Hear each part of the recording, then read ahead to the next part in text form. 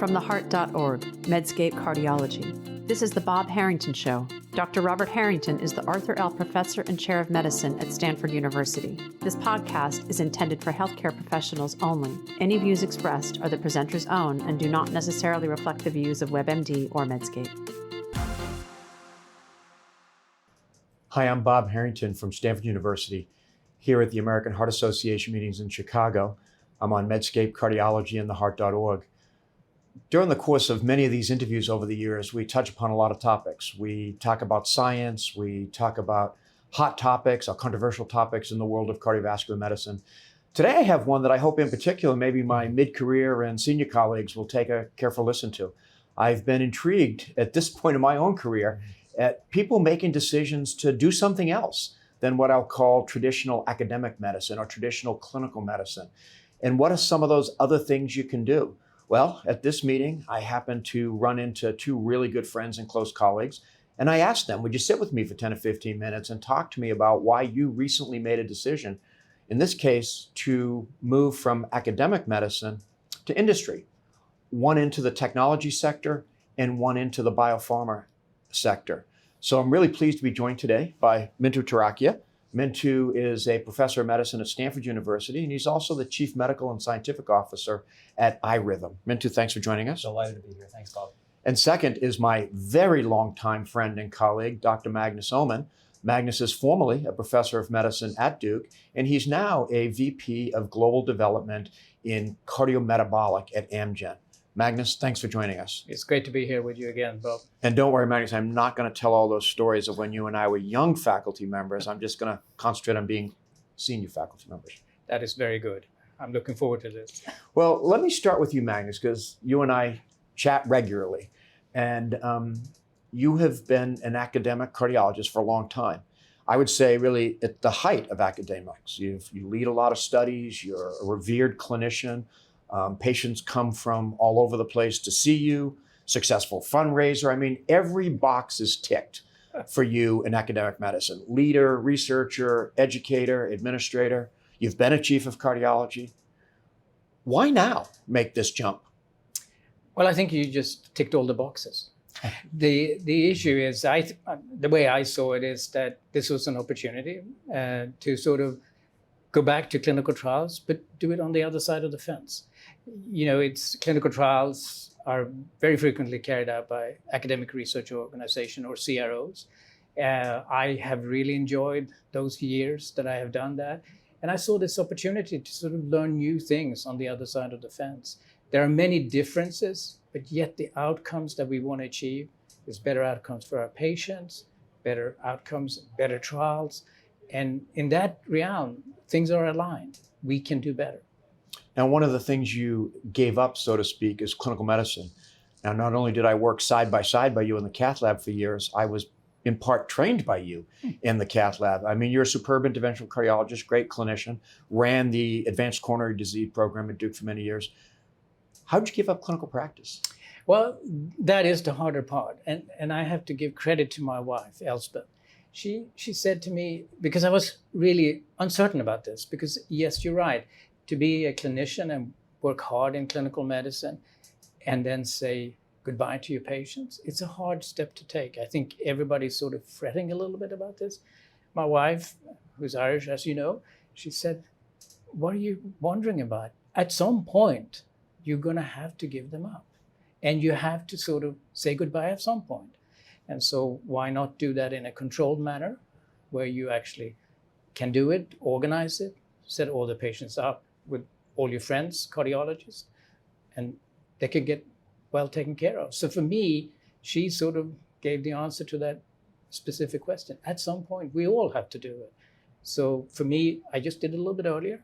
And yes, patients might be upset or concerned, but once you provide a home for them in some way going forward, they're okay with it, at least the ones that I have taken care of. Boy, there's so many things to unpack there. First off, I am not surprised. I've also known your wife for decades, and to get wise advice would be not unexpected, I would say. But there's a lot of things that we're going to come back to. Yeah. Let me ask you, Mintu. You're at a different stage of career than Magnus. You've only recently become a professor. You're enormously successful. I would say that your star has been like this in academic medicine.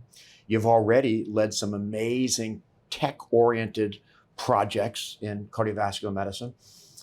As your both former and current chair of medicine, I about cried when you told me that you were going.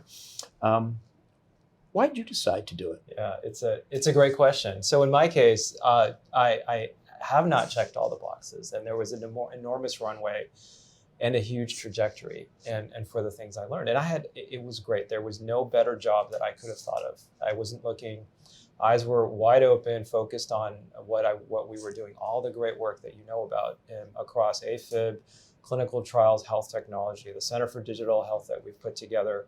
It was great. The opportunity here snuck up on me and came to me. And it was an opportunity to take all of that and lead a relatively small public company at a period where there's huge table stakes and opportunity in front of it to really grow, expand, and scale. And for me, it was an opportunity to work specifically with a CEO who was just really good, where I could learn a lot of additional skills on my professional development path. So it wasn't that I was, it wasn't because I wasn't fulfilled and happy and productive. It was an opportunity that when you look at what I can do and the ability to lead an organization, a corporation, help guide it through a process of change with a new CEO who's done this, from whom I can learn a lot. The way I felt about it was, here is an opportunity to develop a highly translatable skill set in executive leadership, organizational change management, that happens to be aligned with the things I care about and work on: AFib, health technology, digital health, software, and AI.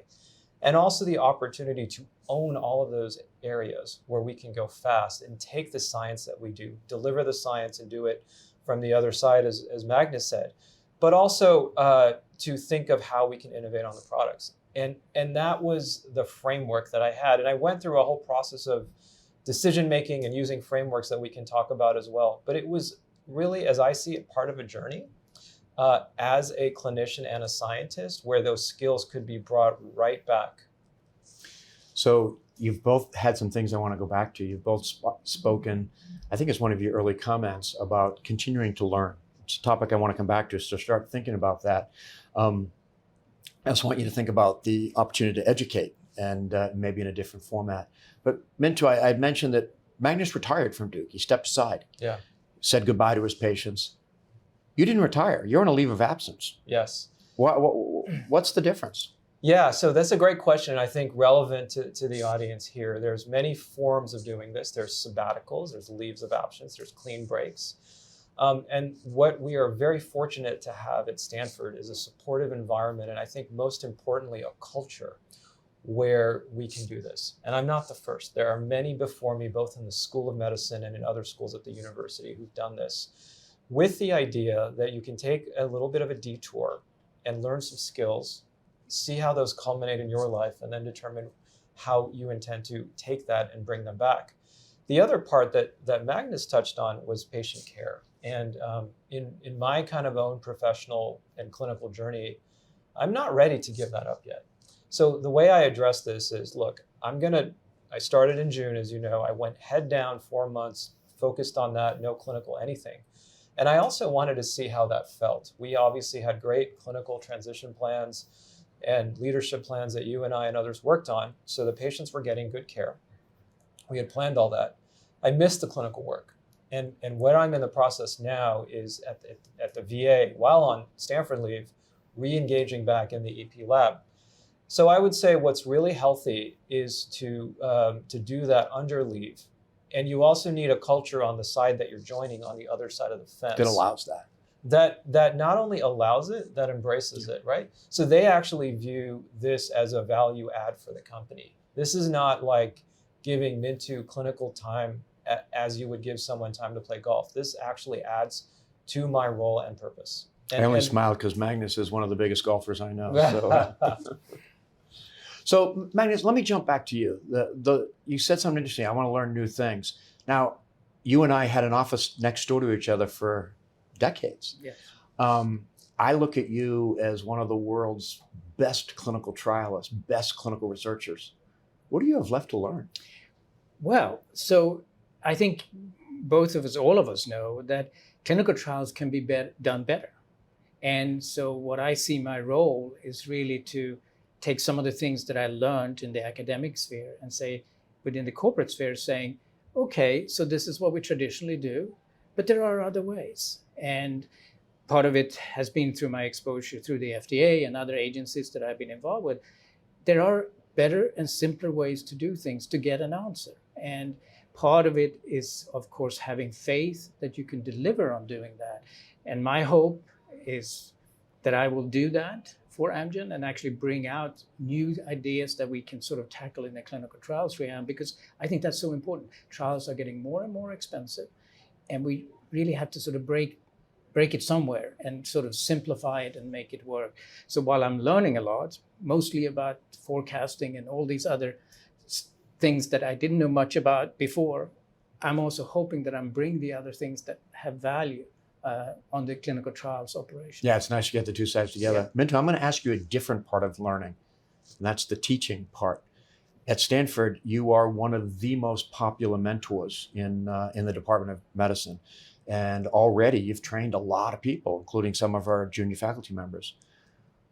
How has that given that up? I mean, you're one of the founders of our Center for Digital Health. You have a whole fellowship program at the Center for Digital Health. You have a bunch of young people who want to be like Mintu.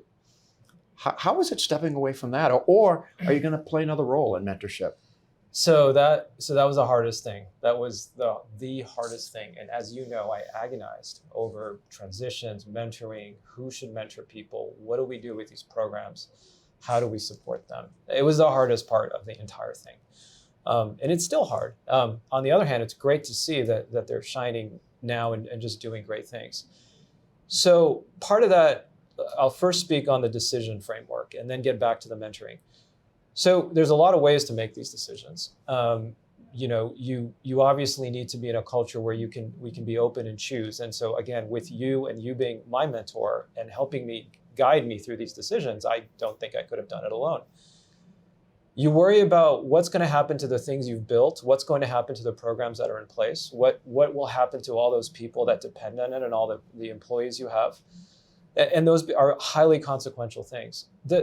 In the whole process of self-discovery, what it finally came down to me was a framework that Jeff Bezos, of all people, framed. And there's a great YouTube video on this from when he decided to leave being an investment banker and create a bookstore out of his garage. Sell books. Right. He calls it, and it's now called the regret minimization framework. And so the idea is, if at age 80 or at the end of life or X number of years down the road, how would you feel if you didn't try this?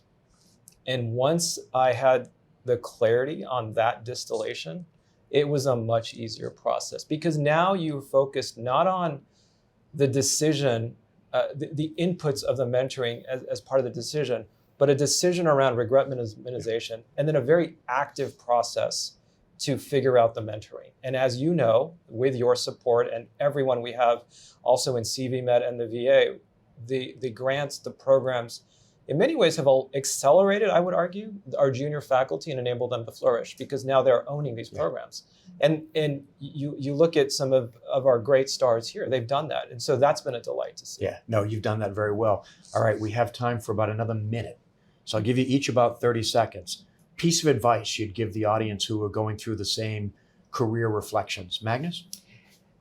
I think the best thing is to, what mentors say, is basically to say, okay, at the end of your career, what was it that you would have wanted to do versus that you didn't do? And what are the pieces? Because I think we grow personally much more if we try new things and try different things, so that we can have a fulfilled life. And part of my thinking was around that as well, in a different format. Yeah, and at a different stage, which I think is an important conversation, that these conversations take place mid-career, more senior career. Mintu, what's the piece of advice you'd give the audience? Have open, honest conversations with family, friends, mentors, chairs, all the people around you. Let them know what's going on. Think through the decision framework that works for you. I mentioned one, there are others. Never try to time this. Don't go looking. These decisions come when you least expect them, and that's a good thing. But that may be leading to a willingness to understand the timing of that decision around all the other people and the consequences you can have. So that once you know, time it and plan it well. I'm hearing from both of you, there's both opportunity and intentionality. And you want to make sure that you're embracing opportunities, but being very intentional about it. You both obviously gave this a lot of thought. And so I'm just waiting to see what the two of you do. You're both super talented individuals. I want to thank you for sharing your wisdom here on Medscape Cardiology and theheart.org. Our guests have been Dr. Magnus Oman and Dr. Mintu Tarakia. Thank you both, and thank you to the audience for listening.